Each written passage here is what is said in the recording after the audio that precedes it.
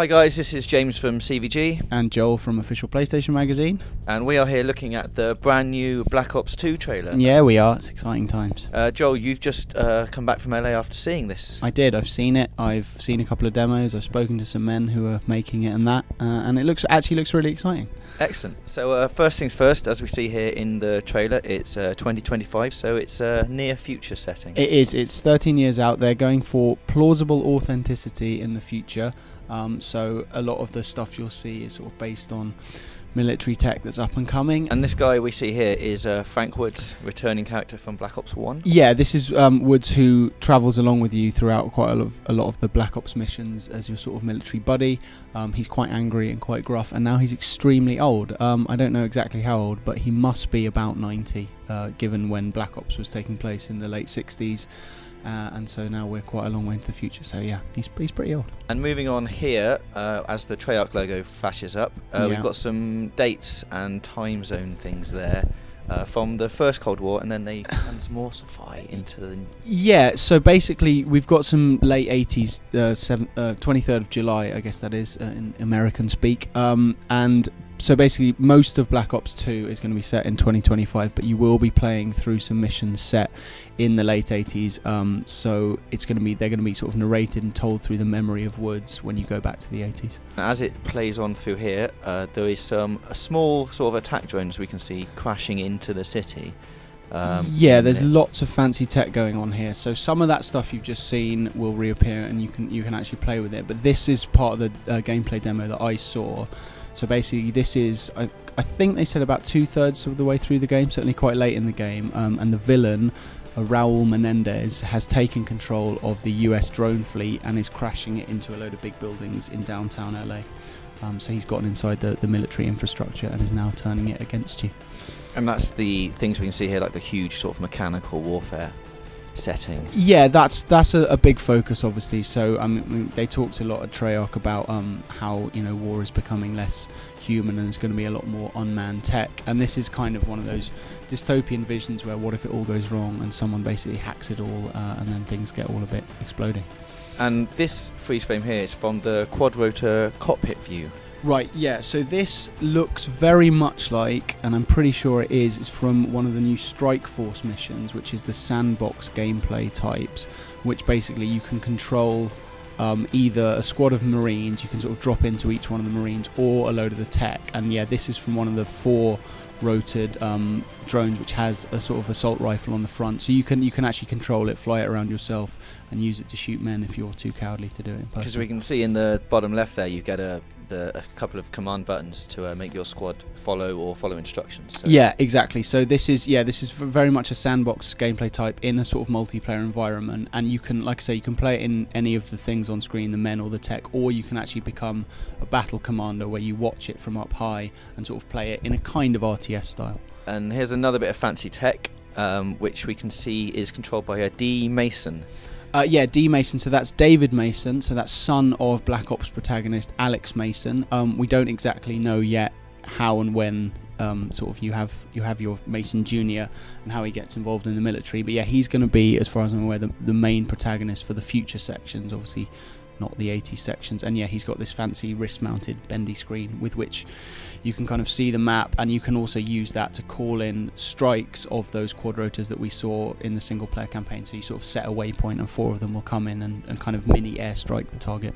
And we can also see that it's 3rd of October in this clip, so it's obviously come on a few months from the beginning of this trailer. Yeah, so I'm presumably the Woods sort of speech is set, and then his prophecies come true, as it were, during this attack on, I think this is again the attack on downtown LA. So just here now we can see some more bits of LA. We can, and some more of that fancy tech.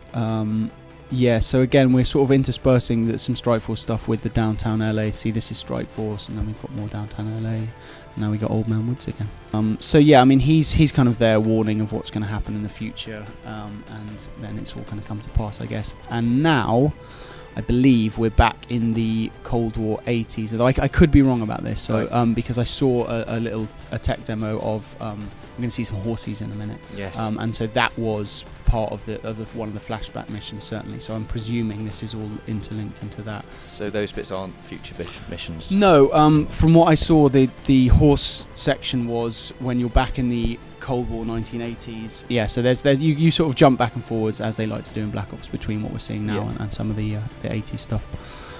So yeah, we're back here with this is another section I saw where there's a sort of low-flying chase among skyscrapers in LA. So again, you player controlling the jet, and it all gets very, very highly paced and frantic, and lot of guns. And I imagine this bit is on rails, right? You know what? It kind of looked like it wasn't. I didn't actually play it myself, but there was a guy demoing it. But there was certainly a vehicular section in a truck where he was at the controls, and it very much looked like he was in control of this, although it was going incredibly quickly. So maybe that'd be a bit difficult. And as we go through here, we see a few more explosions. Yeah, that's one of those. Yeah, those. There you go. The great slow-mo COD things where the police helicopter gets down and then all the street gets blown up, and that's basically when you take control in that level. You kind of emerge from your APC, which you're in right now, and just out of shot, I believe, is the president who you're supposed to be keeping safe. Oh, excellent. Lady President in 2025. Just like 24. Right, okay, sure. I'll take your word for that one. And this is one of the guns we can see here, which has got a thing on the side that you can flick down from. It looks like the safety, and then up into F, which we're assuming is full auto. That would be a good guess. I didn't actually see much use of the pistol, although some of the fancy guns, they're sort of electric powered now, as opposed to that would make sense. Rather than gunpowder powered. And yeah, they have fancy things like the sniper rifle has a scope that you can see through walls, but also a high powered shot so you can actually shoot through walls. So yeah, there's going to be a lot of new toys to play with, like this fancy full auto pistol. And it also looks a lot like here that the gun has a QR code on the side of it, which we couldn't get to work because it's not high enough resolution. See, you've noticed something I haven't. I didn't. Yeah, that very much does look like a QR code. Maybe that's going to be some in-game Easter egg, or maybe we're just chasing nothing.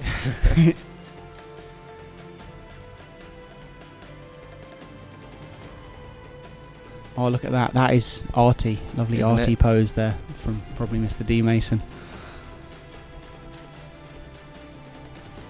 There he is again. And gunships, yeah. Now this is in full colour, as opposed to when you're in like AC-130s, and it is in black and white. Yeah, absolutely. So presumably this is, again, future technology. You don't have to see heat-seeking things and stuff in sort of grainy blur of vision. So you've now got a full colour cannon. And, again, I didn't see this part of the level played out, but the presumption is going to be that it's going to be very much like an AC-130 level, where you're kind of zooming in, maybe going from ground up into the air. But yeah, it's nice to actually be able to see this in kind of full detail rather than just night vision or something similar.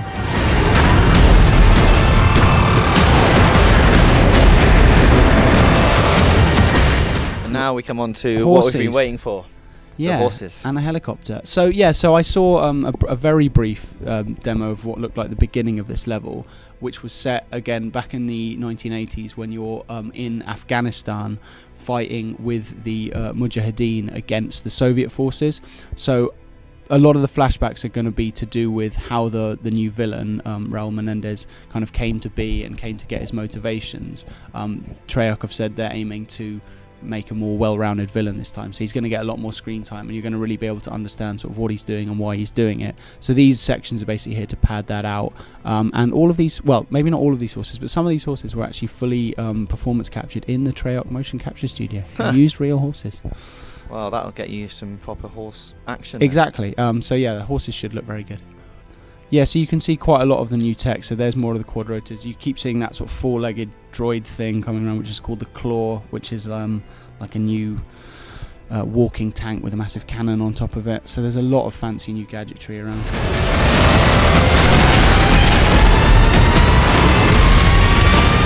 And here we're back inside, I'm assuming something like the AC-130, but it's gone back to black and white. Yeah, you've got me here, to be perfectly honest. This is a new one on me. Again, I guess it'll be probably a player-controlled section, but I can't honestly say why one was in colour and one wasn't. So my expertise has kind of run out there.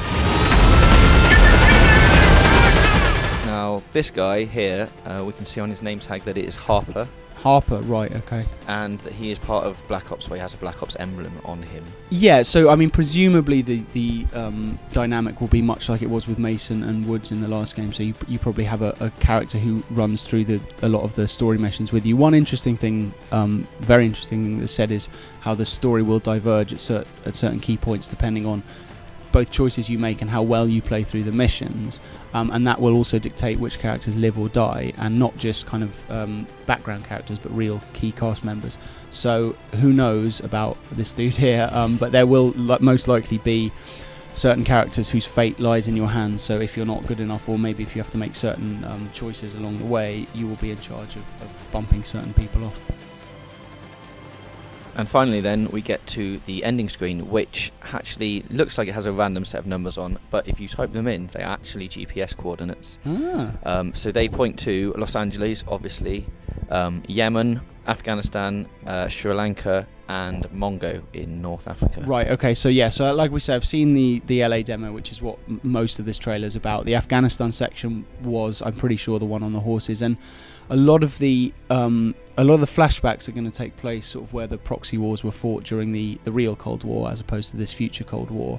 And also a lot of the Strike Force sandbox missions are going to take place outside of the USA, because the Cold War in Black Ops 2, for those who don't know, is between the USA and China. A lot of the sandbox missions are going to take place to do with the Chinese side of the war. So there will be, as there is in most COD games, a lot of globetrotting, both back into the past and while you're sort of fighting abroad in the Strike Force missions. And obviously with all Call of Duty, we've got the return of multiplayer and zombies, which we've seen in the interview that you did. Yeah, we do. Last time there was a huge amount of speculation for a long time as to whether zombies would be in there, even though we all knew it would really. So they've announced it up front this time. There is going to be zombies. They teased us a little bit by saying that the zombies engine can handle not just twice as many zombies, but twice as many co-op players. So I'm thinking team modes for that, perhaps. 8-player zombie co-op. Yeah, they said it can handle up to 8, so expect to see that. And multiplayer, of course, they're keeping that fairly tightly under wraps at the moment, although they have said it's going to be rather stripped back and also influenced by esports, so competitive gaming, and social media. Not quite sure how that's going to work, but looking at the fundamentals, so you know why things work the way they do, so that could be very interesting. And Black Ops multiplayer was a really excellent step forward for COD, so I wouldn't be surprised if they did something similar this time around. Okay, well that is Black Ops 2. It is out 13th of November. We'll obviously have lots more for you coming to the game's release, so please subscribe and we'll see you next time. Bye.